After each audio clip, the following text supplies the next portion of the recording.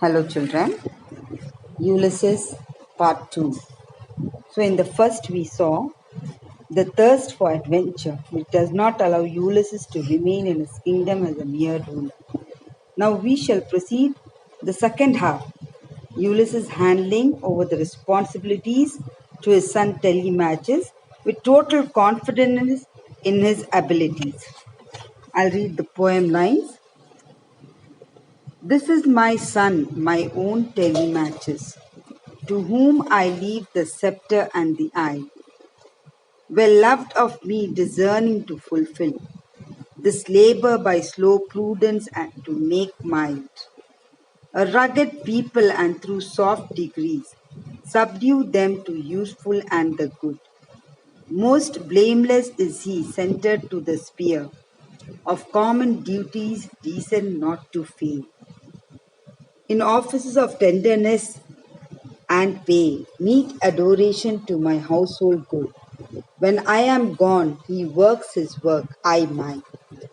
So, in these lines, children, Ulysses' desire to hand over his kingdom to his son Telemachus, who would fulfill his duties toward his subject with care and tenderness.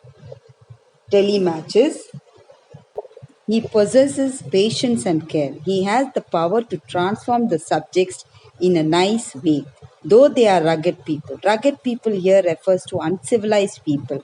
They are not civilized. He will civilize the citizens with tenderness. So he's so confident. He's so confident that his son would work blamelessly and he would pursue his quest for knowledge and travel. That is what he's telling here is. So here he works his work, I mine. Here Ulysses tells that Ulysses' work and his work is distinguished. In the end of his parting with Ithaca, Ulysses has his duty to hand over his kingdom to his son Telemachus, and his son has the duty of ruling the kingdom in a fair manner. That is what he means. There lies the port, the vessel puffs her sail. They gloom the dark, broad seas, my mariners, souls that have toiled and wrought and taught with me. So, in these lines, what he tells here,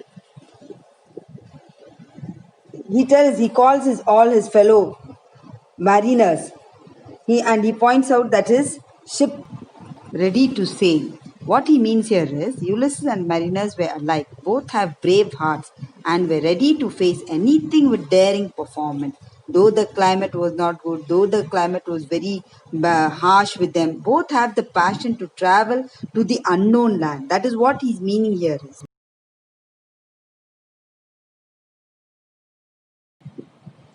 That ever with a frolic welcome look, the thunder and the sunshine are opposed.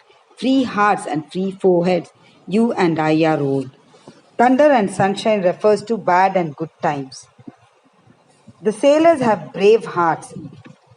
What he tells here is they have once had heart and heaven, which have grown, now they have grown physically old, but their spirit young and undaunted.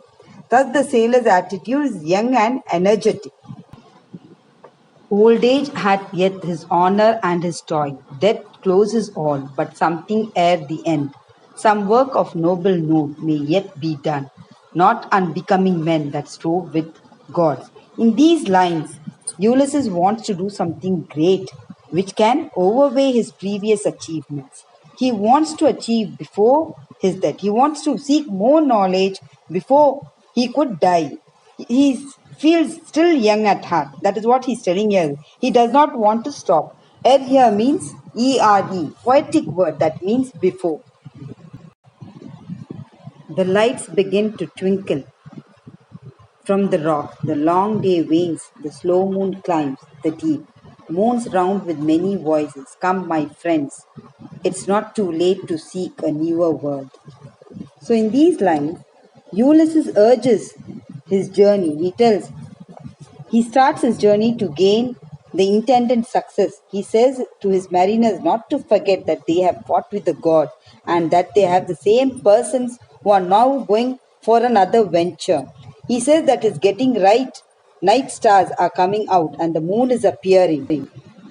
It is time that they had started their journey to get fresh knowledge and adventure. That is what he tells in these lines.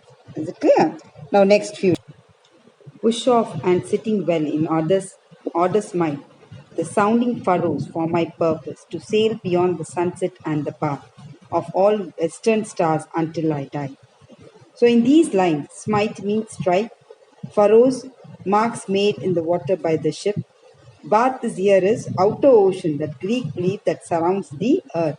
In these lines, Ulysses' purpose in life was to travel to the unknown land. So his venture would last till his death. He wants to travel, he wants to seek knowledge till he dies. That is what his main aim is. It may be that the gulfs will wash us drown. It may be we shall touch the happy isle and see the great Achilles whom we knew. So, in these lines, the poet brings out the confidence of Ulysses to reach the happy isle. Ulysses and his companions may reach happy islands, which can be assumed as heavens in those Greek times. There, he has the ambition to meet his co-warriors in the war of Trojan. The warrior wants to meet Achilles. All the warriors who are presently sailing knew Achilles very well.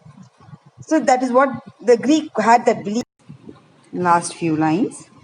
Though much is taken, much abides, and though we are not now that strength which in old days moved earth and heaven, that which we are, one equal temper of heroic hearts, made weak by times and fate, but strong in will, to strive, to seek, to find, and not to eat. Ulysses and his companions have brave hearts who had once moved heaven and earth.